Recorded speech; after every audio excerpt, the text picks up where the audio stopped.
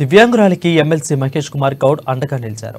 గత ప్రభుత్వ వైఖరి పట్ల దివ్యాంగురాలైన తనకు రేషన్ కార్డు పెన్షన్ రావట్లేదని దివ్యాంగురాలు జయశ్రీ ఆవేదన వ్యక్తం చేశారు. తన సమస్యల కోసం గాంధీ భవన్ కు రాకనే స్పందించిన మహేష్ కుమార్ గౌడ్ సమస్య పరిష్కారానికి కృషి చేస్తానని హామీ ఇవ్వడంపై హర్షం వ్యక్తం చేస్తున్న దివ్యాంగురాలు జయశ్రీతో మా ప్రతినిధి Harish face to face. TRS ప్రభుత్వం ఆసరా పెన్షన్ తీసుకొచ్చింది. అందరి జీవితాల్లో ఆసరా నింపే విధంగా గత ప్రభుత్వం వ్యవహరించింది. అయితే ఇప్పుడు ఆసరా పెన్షన్ సంబంధించి కూడా అందరి జీవితాల్లో ఆసరాను నింపలేకపోతుంది. ఇక దివ్యాంగురాలు సంబంధించి వాళ్ళ జీవితాల్లో రేషన్ కార్డు కావచ్చు, ఆసరా కావచ్చు, ఇట్లాంటి ప్రామాణికమైనవి అట్లాంటి పథకాలు ఇప్పటి వరకు అంటే గత 10 ఏళ్ల నుంచి కూడా ఇప్పటి వరకు దక్కని పరిస్థితులు ఉన్నాయి. ఇక స్వయంగా 2 కాళ్ళు చేతులు చచ్చుబడి దివ్యాంగురాలైన జయశ్రీ అనే మేడ్చల్ జిల్లాకు చెందిన అమ్మాయి, ఆమెకు పెన్షన్ రావట్లేదు, రేషన్ కార్డు లేదని కూడా గాంధీ భవన్ మెట్లపైన కూర్చుంది. ఆమెను అక్కడ వెళ్తున్న మహేష్ కుమార్ గౌడ్ స్వయంగా చూసి పలకరించారు. కాబట్టి పరిస్థితి ఏంటమ్మా, సమస్య ఏమిటమ్మా అని కూడా అడిగి తెలుసుకున్నారు. ఆమెకు సంబంధించి కూడా తక్షణమే చర్యలు తీసుకోవాలని కూడా అధికారులను కూడా ఆదేశించడం జరిగింది. అక్కడ కాంగ్రెస్ నేతల్ని కూడా వాళ్ళని అలర్ట్ చేయడం జరిగింది. ప్రస్తుతం మనతో పాటు దివ్యాంగురాలు జయశ్రీ ఉన్నారు. చెప్పండి అమ్మ, గత 10 ఏళ్లుగా కూడా బీఆర్ఎస్ ప్రభుత్వం ఉంది. ఆసరా పెన్షన్ ని ప్రభుత్వమే ప్రవేశపెట్టింది. అందరి జీవితాల్లో ఆసరా నింపిన, మరి నీ జీవితాల్లో ఎందుకు పెన్షన్ రాలేకపోయింది? ఏమో సార్, అది నాకు తెలియదు. అసలు చేస్తున్నారా లేదా అనేది కూడా వర్క్ నాకు తెలీదు. బట్ నేను 10 ఇయర్స్ నుంచి ట్రై చేశాను, చాలా అన్నీ తిరిగాను. మున్సిపల్ ఆఫీస్ కానీ, కలెక్టర్ ఆఫీస్ కానీ, మల్కాజ్గిరి, ఇవన్నీ తిరుగుతూనే ఉన్నాను. కానీ వాళ్ళు ఒకళ్ళేమో తిట్టి పంపిస్తున్నారు, ఒకళ్ళేమో వెబ్సైట్స్ ఓపెన్ అవ్వలేదు, సర్వర్స్ ప్రాబ్లం ఉంది, అది ఇదని అంటున్నారు. దానివల్ల ఇంకా నేను లాస్ట్ ఛాన్స్, నేను డిగ్రీ వచ్చాను, ఇంకా నాకు ఫ్యూచర్ అనేది ఆలోచించుకోవాలి కాబట్టి లాస్ట్ ఛాన్స్ నేను గాంధీ భవన్కి రావడం అనేది జరిగింది.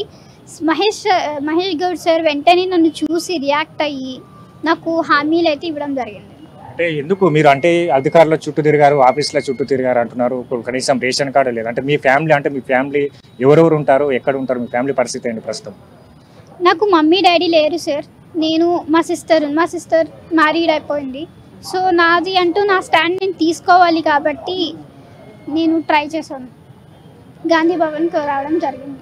అంటే మీరు ఎన్నికల సమయంలో నేతలు అంటే బీఆర్ఎస్ కావచ్చు, కాంగ్రెస్ ఇట్లాంటి ఏమైనా మీకు ఇచ్చిరా, మేము రేషన్ కార్డు ఇప్పిస్తాము, పెన్షన్లు ఇప్పిస్తాము, నేను ఆదుకునే పరిస్థితులు అప్పుడు నేతలు అంతా ఏం చెప్పారు? ఇప్పుడు అట్లాంటి వాళ్ళు ఎక్కడ పోయి?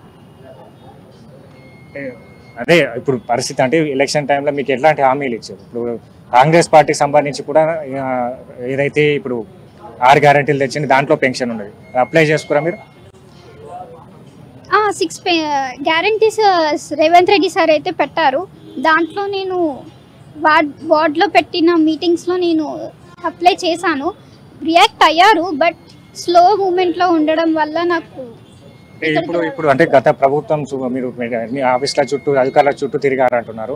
ఇప్పుడు ఎట్లా ఉండబోతుంది? అంటే కాంగ్రెస్ ప్రభుత్వం వచ్చింది, మహేష్ అన్న నేను చూసిన వెంటనే పలకరించారు, అధికారులను కూడా ఆదేశించడం జరిగింది. ఇప్పుడు మీ సమస్య పరిష్కారం అవుతుంది అనుకుంటున్నారు?